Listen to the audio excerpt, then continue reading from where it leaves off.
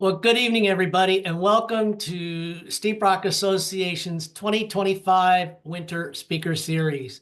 This year, our speaker series launches Steep Rock's Centennial, 100 years of protecting what you love in the Litchfield Hills. In recognition of this milestone, our winter speaker series and the events we have planned throughout the year will be focused on various aspects of our history and our contributions to conservation and our community. My name is Brian Hagenbach. I'm Executive Director of Steep Rock Association. We're an accredited land trust here in Washington, Connecticut. Before I introduce tonight's speaker, just a few housekeeping notes. Please keep your Zoom muted to reduce the background noise and turn off your video if you can. We'll answer questions at the end, so please use the chat box for your questions, and I'll share them with our speaker at the conclusion of our talk. At the end of the presentation, we'll also provide you with an opportunity to win an autographed copy of Carol's The History of Steep Rock Association, The Jewel in the Crown. So stay tuned and stick around for more details. Tomorrow, we will send a short questionnaire about the presentation, as well as a link to the presentation. We'd love your feedback, especially your ideas for future speaker series topics. Finally, I want to recognize the terrific local businesses that are listed on the screen who are sponsoring Steep Rock's centennial events, as well as our supporters and donors who enable us to provide programs at no cost to you. Now I'd like to introduce my friend and our speaker, Carol Santoleri.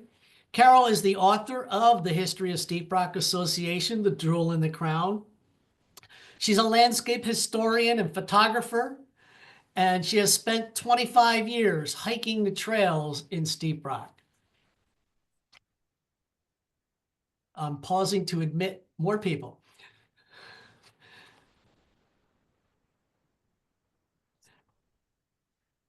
She's a landscape historian and photographer who spent 25 years hiking the trails of Steep Rock Association with friends and family.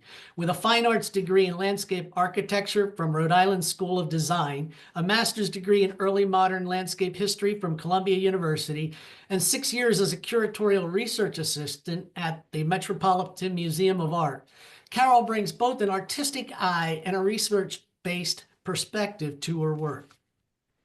Carol's presentation tonight is a celebration of Steep Rock and our founder, Ehrick Rossiter, whose foresight and vision laid the groundwork, not just for Steep Rock as we know it today, but his efforts had a tremendous influence on the town of Washington, our rural character, and our quality of life. As an advocate of conservation for the public good, Ehrick Rossiter was decades ahead of the fledgling conservation movement in the U.S. So now the title of Carol's talk is Rossiter's Riverside Retreat. And I will put a plug in here that Carol will be leading and hosting a walk on these very trails as part of our centennial next June. So hopefully you can join us then. Carol, I'm going to turn it over to you.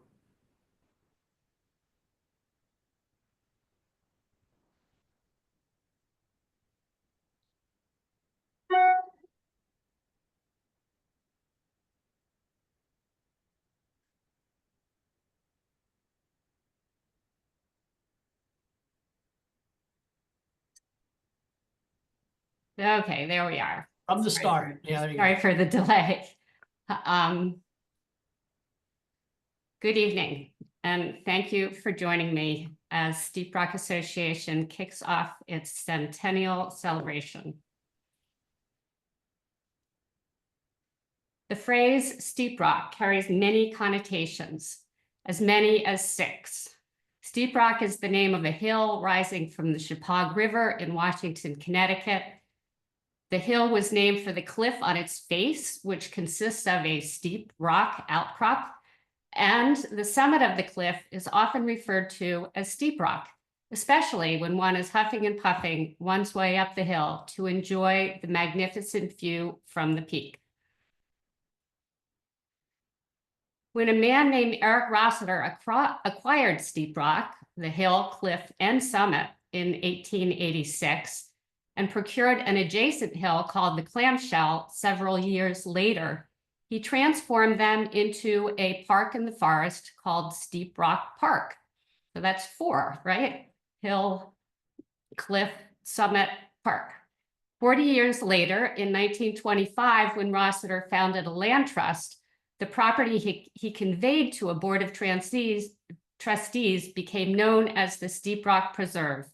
And finally, when Rossiter's Land Trust was incorporated as a not-for-profit organization in 1961, it was called Steep Rock Association.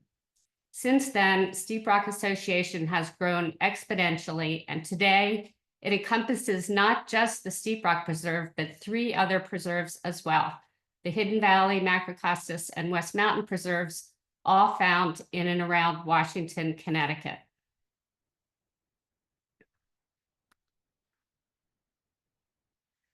Tonight, we will be focusing on Steep Rock Park, a riverside retreat that Rossiter owned and enjoyed for almost 40 years before gradually conveying his property to a land trust he created in 1925.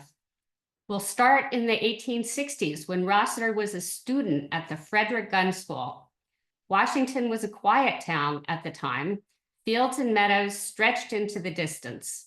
Houses were few and far between. Horsepower referred to horses. Model T Fords were still 50 years away.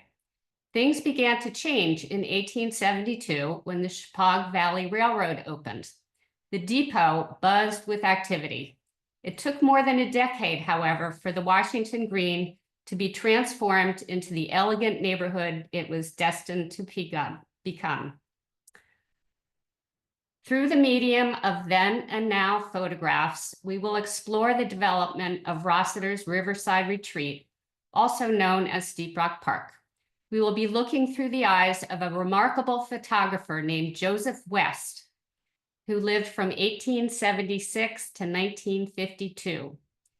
120 years ago, at the turn of the 20th century, West created photographs of Washington from glass plate negatives that are in the collection of the Gunn Historical Museum. Without these photographs, we could only surmise how Steep Rock Park, Preserve, and Land Trust came about. If you were to climb to the summit of Steep Rock, you would be standing on the site that inspired the renowned architect Ehrick Rossiter to found one of America's oldest land trusts, now known as Steep Rock Association. From this lofty overlook, a tree-covered cliff drops to the Shepaug River 400 feet below. The breathtaking view reveals an array of unique ecosystems delineated by nature rather than lot lines. Chief among them is the river itself, which curves around a peninsular hillside formed by Mother Nature and named for its uncannily circular shape reminiscent of a clamshell. The reciprocal view, looking back toward the summit of Steep Rock from the clamshell, is equally impressive. A precipitous bedrock cliff rises to the rounded crown. The hillside has a place in local lore. More than 300 years ago, the steep rocky cliff and summit were already known as Steep Rock. In the 1700s, both Steep Rock and the Shepaug River were well-known landmarks, important enough to be mentioned in the 6th purchase of land from American Indians by the founders of Woodbury, the town from which a portion of Washington was later carved. Shown here, set within today's 1,000-acre Steep Rock Preserve, are Steep Rock and the Clamshell, 2 interlocking peninsular hillsides on which Rossiter created Steep Rock Park. Though tucked away in a secluded part of the Shepaug River Valley, the park was easily accessible from, and perhaps even visible from, the Rossiter's home on the Washington Green, marked with a ginger star. No hill, only a valley, separates the two. Forming the heart of the Steep Rock Preserve, the hillsides of Steep Rock and the Clamshell contain some of the valley's most iconic features. The two line the river where it runs through a valley that was formed by extraordinary natural forces. Carved through solid rock, the valley takes the shape of an S curve that runs south, then west, then north, then west, and finally south again as it continues its generally southward journey. For 20 years, Rossiter patiently assembled land on these two interlocking hillsides, where he created a park in the forest known as Steep Rock Park. So who was Ehrick Rossiter, the founder of Steep Rock Association? Find this one. Rossiter first explored the Shepaug River Valley in 1865 to 71 when he was a student at the Frederick Gunn School. From ages 11 to 17, he was one of roughly 30 boarding students living in the home of and studying with the schoolmaster and his wife, Abigail Brinsmaid.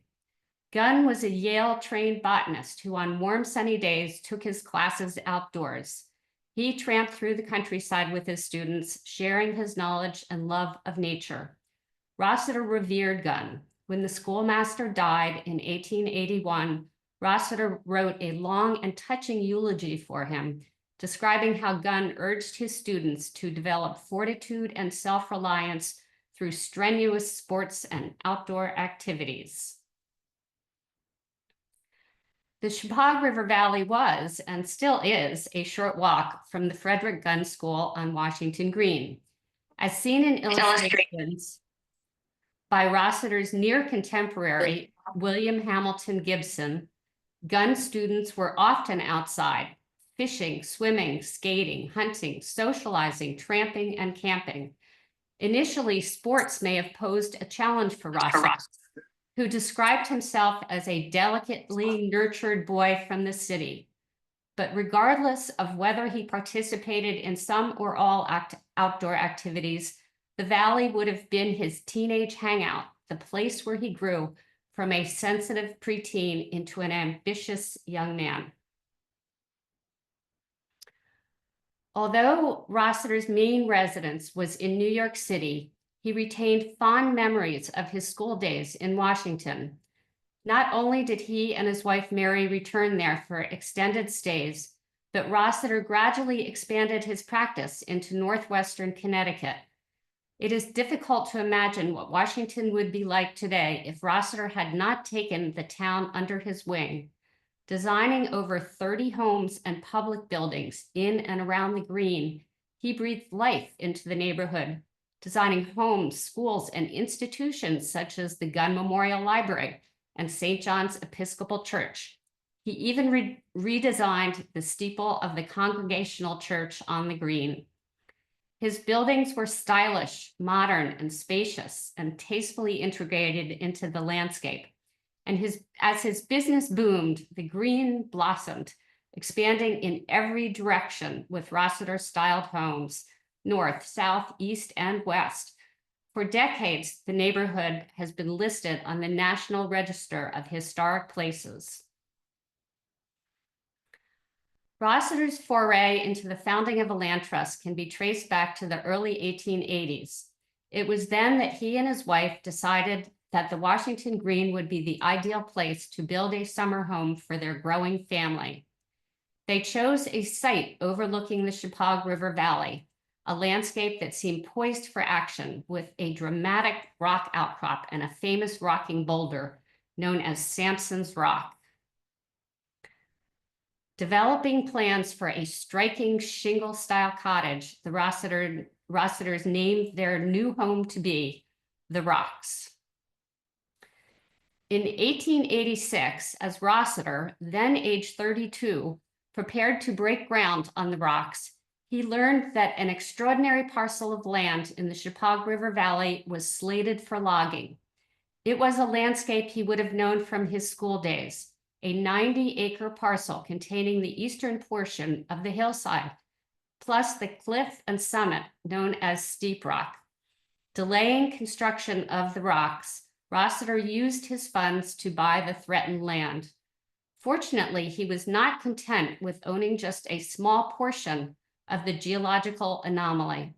Over the next 20 years, he acquired a total of 360 acres of land in the valley, including the remaining portions of the 170 Steep Rock hillside, 170-acre Steep Rock hillside, the entirety of the 100-acre clamshell hillside, and a 90-acre buffer zone to the south. Conceiving an ingenious plan, Rossiter decided to connect Steep Rock and the clamshell with shallow river crossings to create Steep Rock Park, a recreational retreat for equestrians. Rossiter was clearly ahead of his time. Prototypes for his park in the forest would have been few. Public spaces such as Central Park, built 1858 to 73, and Yellowstone, which opened in 1872, were too large for comparison. The carriage roads of Acadia National Park, built in 1913 to 40, were still decades away. And the first conservation land trust in the nation, which was in Massachusetts, called Trustees of Reservations, established in 1891, had barely opened its doors. Rossiter was a carriage driver. Carriage driving was a recreational sport for gentlemen who dressed in suits and gentlewomen who donned fancy hats. Generally traveling solo, carriage drivers took the reins from the comfort of padded seats. They drove horse-drawn carriages to get away from the stresses of daily life. When Henry Ford's newfangled Model Ts started taking over roads, which had formerly been the domain of equestrians, carriage drivers started looking for off-road opportunities. This apparently was Rossiter's plan. Steep Rock and the clamshell contained undeveloped land that was located not far from his home on Washington Green. Following a combination of main roads and back roads, he could have traveled down either the west or the east side of the Shepaug River to reach the quiet trails of Steep Rock Park, which then as now was accessible from Roxbury Road and River Road. Rossiter must have known in advance exactly what part of the countryside he wanted to preserve. He chose two of the most geologically intriguing and innately beautiful hillsides in the area. The Steep Rock hillside contained acres of old-growth hemlock forest, the dark patches on this aerial photo. The clamshell contains swaths of old-growth forest interspersed with woodlands and fields, the grayish and palest areas. And curiously, the two peninsular hillsides were interlocking meander spurs that not only sloped gently down to the river's edge in opposite directions, but also fell steeply to the river from peaks facing divergent directions, creating a unique and sometimes bewildering land formation. For example, when you climb to Steep Rock summit, you are standing on the high point of the Steep Rock hillside. Directly below you is the low point of the clamshell, which rises to a peak beyond Middlefield, the clearing seen in the photo on the right, in the middle of the clamshell. Conversely, when you stop to enjoy the view from Hauser Bridge, you are standing at the low point of the Steep Rock hillside and facing the high point of the clamshell hillside, which rises downstream in front of you. It was on these two interlocking hillsides that Rossiter created his park.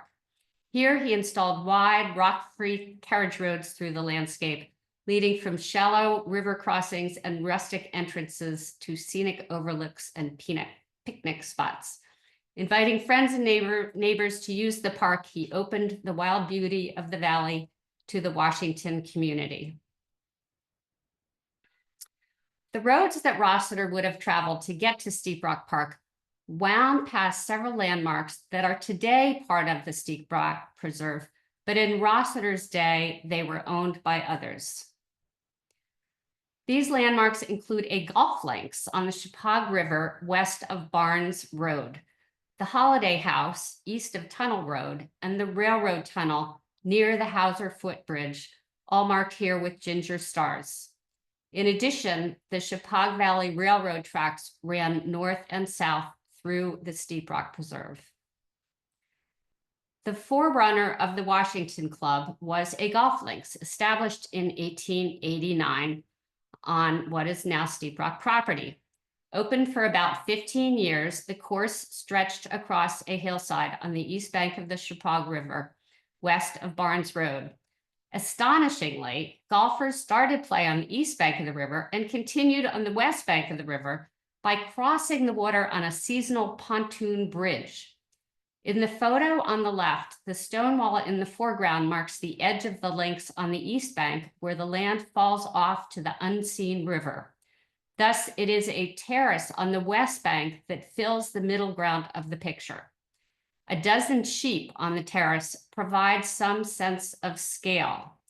Bill Bader, in his book, The Light at the North End of the Tunnel, wrote that his family, who were local butchers, kept 500 sheep on the links.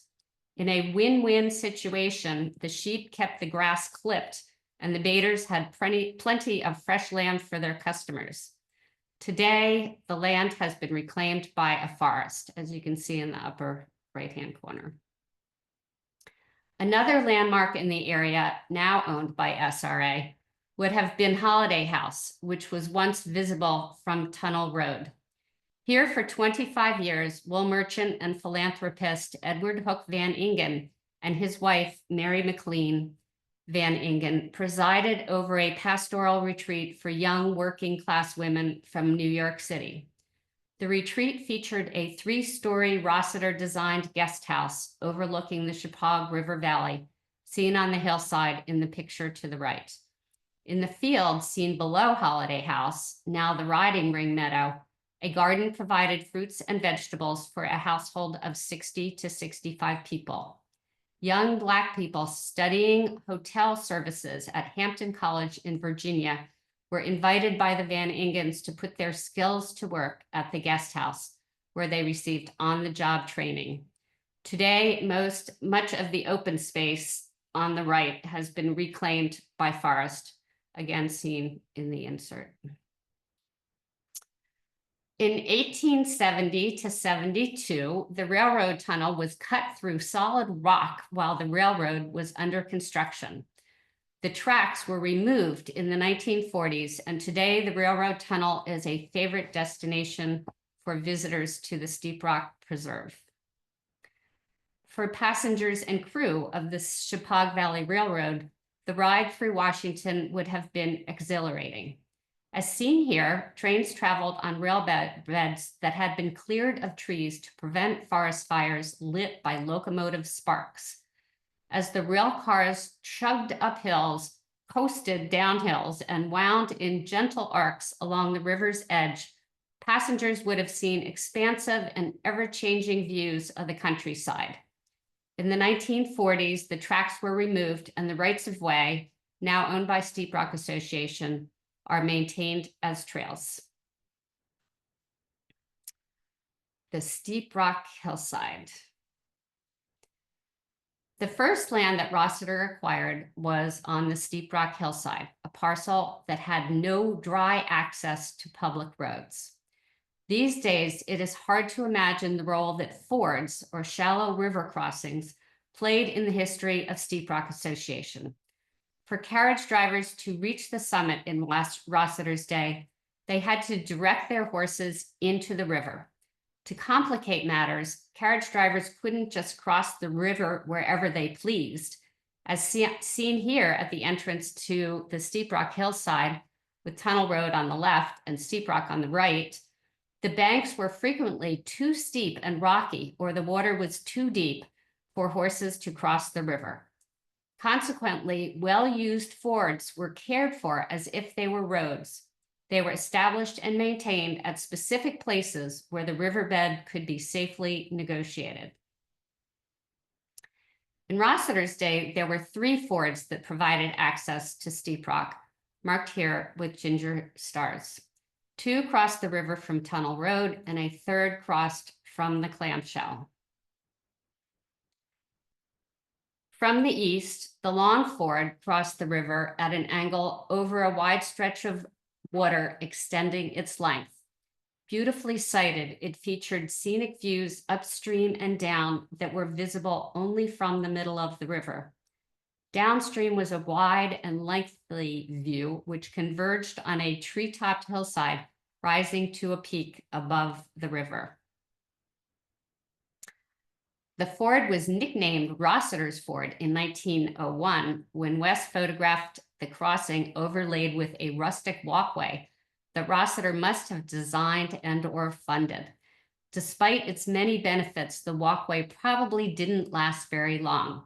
As Steep Rock trustees have learned time and again, a spring thaw, summer rainstorm, fall flood, or winter ice storm can easily wash a bridge away. Upstream from the long ford was a hillside, which, too steep for horses, was nicknamed the Goat Trail.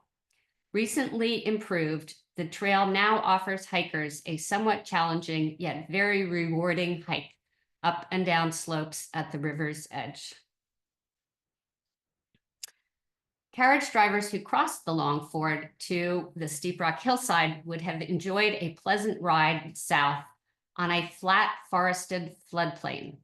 As described by a friend of the Rossiter family, one summer in 1906, I visited Edith Rossiter in the house her architect father built. Mr. Rossiter drove us down into the valley where we often picnicked. Being a nature lover, I responded to his pride in the glorious hemlock trees, wildflowers, and scenery, whereupon he related that soon after his marriage, he learned a lumber company was negotiating to cut down the trees. Immediately, the Rossiters postponed building their house and used the money to buy the hemlock grove, now Steep Rock Park, to save it from destruction for the town. The westernmost river crossing was the Double Ford. This ford flanked an island requiring not just one, but two dips into the Shepaug River to reach the opposite shore. Circa 1897, it was crossed by the bridge to Lucky Island, seen here in a photograph published in a contemporary travel book. Strategically located, the ford would have been part of a major thoroughfare between the Clamshell and Steep Rock, a connection sorely lacking today. The southernmost crossing was the ford at the Avenue of Pines. Nicknamed the Short Ford, this crossing provided the most direct route between Tunnel Road and Steep Rock Summit. At the end of this ford, Rossiter created a grand entrance to the Steep Rock hillside. Here he planted a hedge of white pines along the river, calling it Pine Drive, and an alley of pines on the trail to the summit, calling it the Avenue of Pines. Facing south and often flooded with sunlight, Pine Drive was a long, broad thoroughfare that linked fords, carriage roads, and public roads to Steep Rock Drive, then the only route to the summit. Impressive in its day, the Avenue of Pines led directly uphill from the eponymous ford, forming a dramatic passageway to the summit. The white pines that lined the avenue were ideal for the situation. A rapid-growing, long-lived evergreen species native to Connecticut, white pines are naturally symmetrical around a single stem in their early years and mature to a broad, irregular crown. Established trees live for 200 to 400 years and reach 100 to 200 feet in height. Curiously, the specimens seen here must have had their leaders cut at an early age to encourage a low branching sculptural shape. Taking Steep Rock Drive to the summit, Rossiter would have passed through the thick hemlock forests he had saved from logging. In his day, forests were just beginning to be recognized as critical places for public recreation, providing fresh air and exercise for an increasingly confined workforce. Here, West captures the laurel that blossomed in the dappled shade along the roads of Steep Rock Park. In Rossiter's day, the panoramic view from Steep Rock Summit would have astonished visitors who climbed to the top. In 1900, the tallest building in New York City was the 31-story Park Row building near City Hall. Topping out at 390 feet, it was shorter than the 400-foot rise from the Shepaug River to the summit. Few people would have seen a view from such a height. As described in 1887 by Gunn graduate Clarence Deming, sometimes in summer, the whole school went for a night's camp to Steep Rock. At the top, you stand on the brink of a vast gulf filled with picturesque beauties. Directly in front and sheer down breaks a precipice 400 feet high. Right and left, the cliff turns in a mathematical curve, sloping down in diminishing spurs. Far below, the Shepaug forms a grand semicircle around the clamshell, as perfect in its lines as if nature had done her work with a compass. Lavishing attention on the clamshell hillside, Rossiter spent a great deal of creative energy improving the property. For Rossiter, the modest clamshell hillside was like a slab of marble waiting to be brought to life. His project to improve the clamshell would not have been without its challenges. Now, as then, there are two ways to access the hillside, shown here with ginger stars. One is by crossing the double ford from the Steep Rock hillside, today requiring a willing horse, tall waterproof boots, or a swimsuit. The other is by climbing Tunnel Road to the top of the railroad tunnel. To do this, one must follow a series of counterintuitive steps, traveling away from the river by heading not only inland, but uphill. At the crest of the hill, Rossiter created a grand entrance to the clamshell. Flanking a carriage road leading onto the hillside, he installed a rustic gateway consisting of stone walls curving towards pillars adorned with sculptural rock arrangements, the remnants of which remain to this day. Visitors then pass through the gateway and travel north along a wooded ridge to Five Corners, here marked with a ginger star. Five Corners is a crossroads on the heights of the clamshell hillside, where two trails provide access to the clamshell from Tunnel Road, and three trails fan out across the peninsular hillside. Each of the latter three lead to the river's edge through a series of field forest and successional landscapes.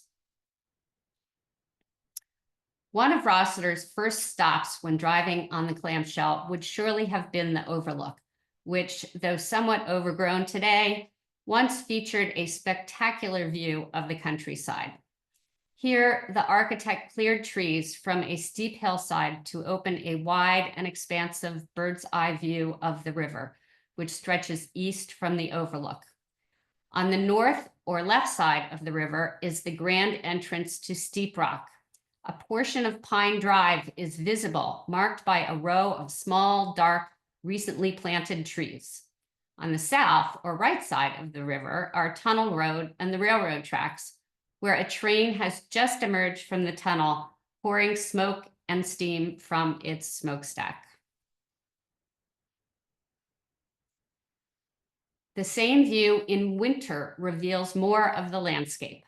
On the north or left side of the river, pairs of dark brown trees mark the base of the Avenue of Pines. Running perpendicular to them are the dark round trees of Pine Drive, which run along the river. Rossiter was applauded by all who visited his park. In 1897, a travel writer wrote, "Mr. Rossiter has opened to view the heart of picturesque Washington. By degrees, he has acquired 400 acres of primeval forest, where he has built 6 miles of driving road. It follows the winding of the river, which it crosses several times by low bridges over bluffs and ridges,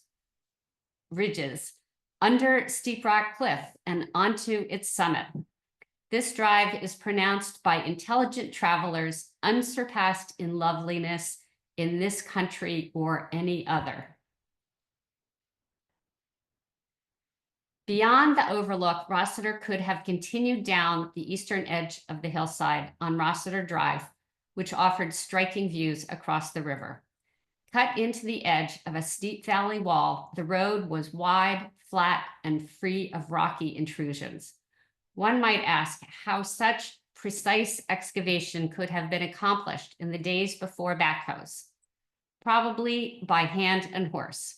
Although it is not known who actually built the roads through Steep Rock Park, Rossiter spent a significant amount of money improving the clamshell. Living in an era when laborers made well under $1 a day, the architect may have had a grounds crew working on his park for many years. At the base of the drive was the double ford, where equestrians and carriage drivers traveled easily between the clamshell and Steep Rock hillsides. West took this picture in mid-September 1905, just after a storm had hit parts of the Northeast, apparently raising the water level in the Shepaug River and flooding part of the trail. Lucky Island can be seen across the river. Another route Rossiter could have taken from Five Corners was the middle road. As seen here, many of Rossiter's roads were lined with lush stands of mountain laurel, for which the clamshell was famous. Joseph West took 40 pictures of the laurel in bloom, more than any other single subject in Steep Rock Park. Designated the state flower by Connecticut's General Assembly in 1907, this native plant has long been esteemed for its masses of fragrant pink and white blossoms, which decorate the New England countryside every June. The middle road was the longest and sunniest route between Five Corners and the river. It led through open fields that once covered a substantial portion of the clamshell heights. From these fields, a fresh view of Steep Rock Cliff greeted visitors at every turn in the road. Then, as now, nature strove to take back the fields and convert them to forest. It must have taken a great deal of effort for Rossiter to maintain this iconic view year after year. Today, most of the fields have been reclaimed by forest. Only Middlefield remains. The westernmost of the three trails leading north between Five Corners and the Shepaug River is shorter and steeper than the others, making it the most direct route to the river. Note how similar the two photos are, despite the 112 years that have passed between them. This road led to an intersection known as Two Roads. Here, visitors could make a sharp turn to the south to a picnic spot by the river or head north for an extended drive on Clamshell Road.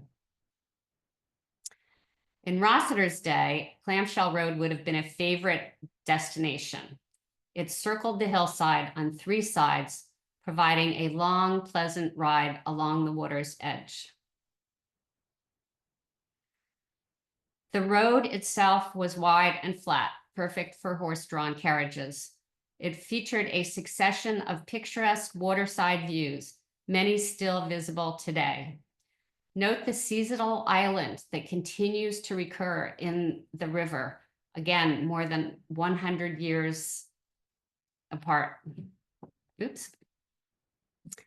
On Clamshell Road, extraordinary one-of-a-kind trees from Rossiter's day still grow at the edge of the river. They were surely left on purpose by those who had logged the hillside, perhaps to stabilize the bank. As seen here, a clear image of Steep Rock Cliff from Clamshell Road is hard to come by. However, the river views are fascinating. Across the water from Clamshell Road, the valley wall mounts steeply from the river to Steep Rock Summit. Forming a dramatic amphitheater, the land rises steadily from low points on either end of the shoreline to a peak midway between. Upriver, one finds a boulder that has not moved in the past 123 years, although it has certainly been battered by floods and freshets.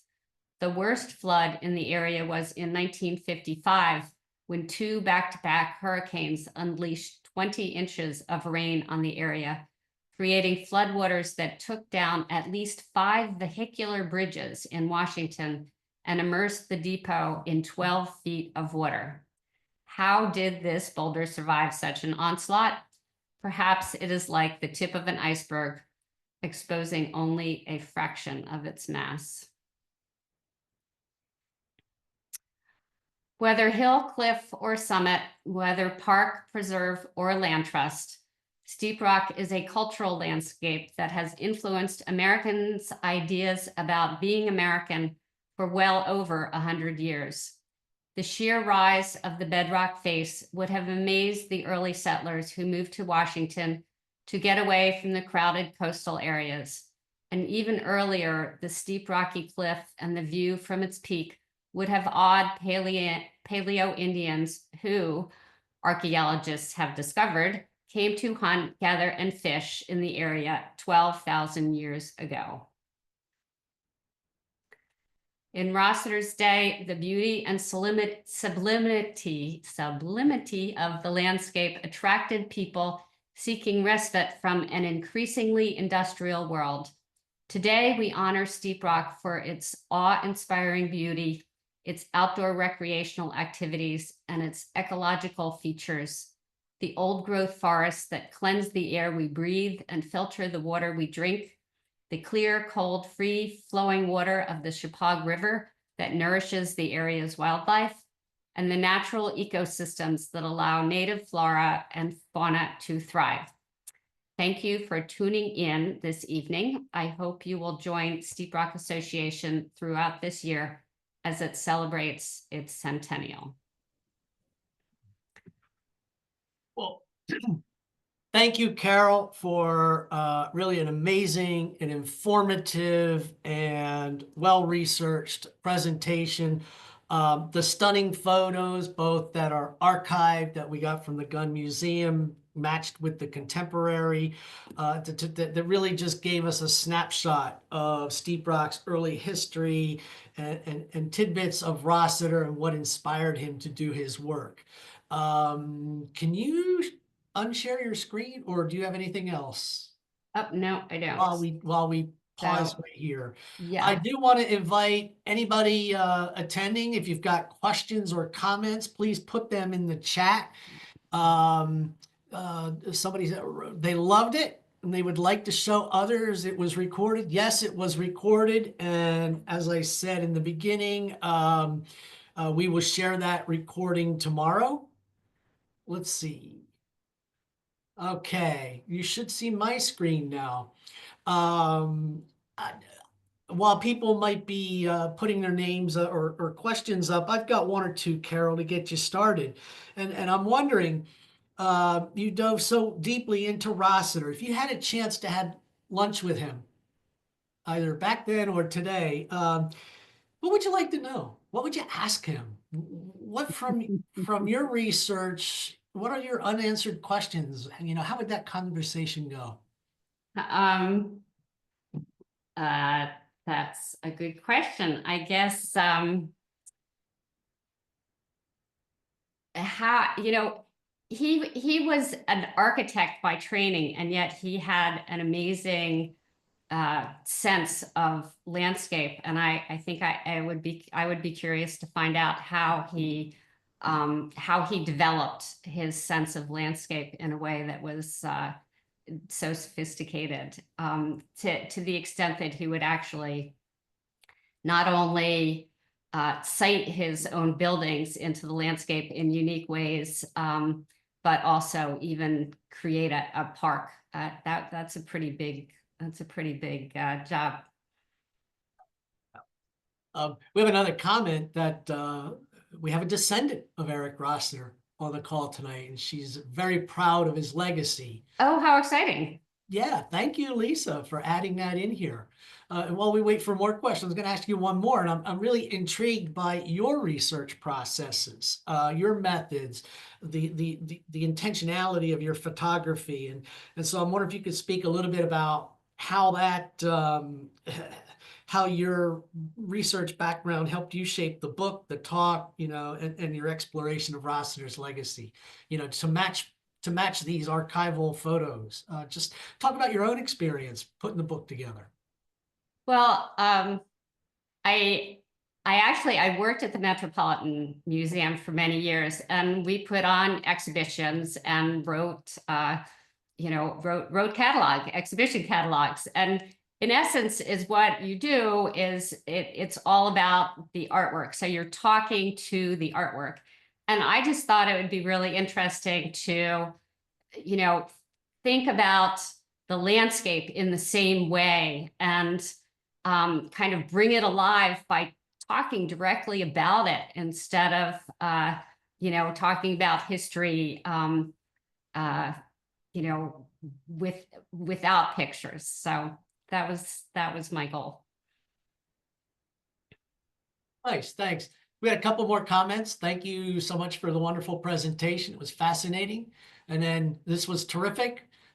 Enjoyed seeing the current photos next to the old ones, and thanks so much for sharing the history. Another comment, absolutely. It was great to see new photos next to the old ones. Others are welcome to ask questions besides me. But I'm wondering, do you have a favorite spot? You've been to the absolutely, preserves the for clamshell. 25 years. What's your favorite spot? What's your go-to place when you just need to go out into a steep rock preserve? Right. The clamshell is interesting because and that it is my favorite spot. Because it doesn't have that connection in between it doesn't have the bridges or people don't, cross fords anymore. It's just not, it's not a common thing to do. But because it's kind of lost that, it's kind of off the beaten path. It's just such a peaceful, wonderful place along the river to walk and and just enjoy the countryside, the beautiful countryside.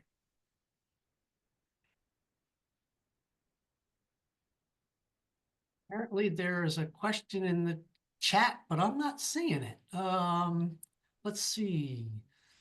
Did I miss it?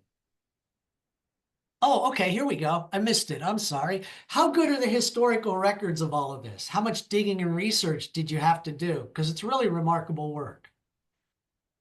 The Steep Rock archives are actually quite complete. They have the board of trustees has they have been taking notes on what they've been doing for years and years, and there's a lot of information in the Steep Rock archives.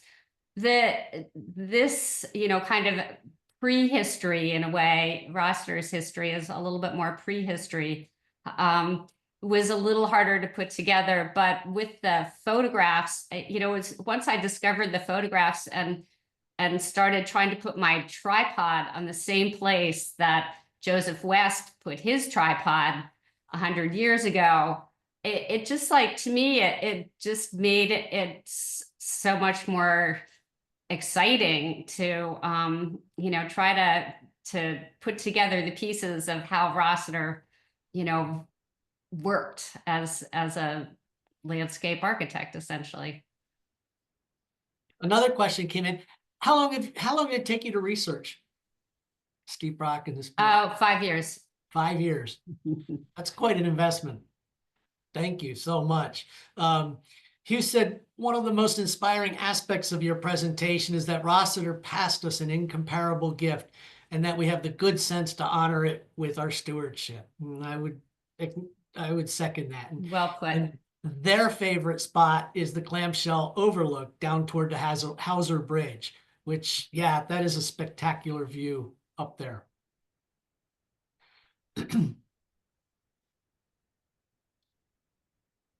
Do we have other questions or comments, or did I miss any?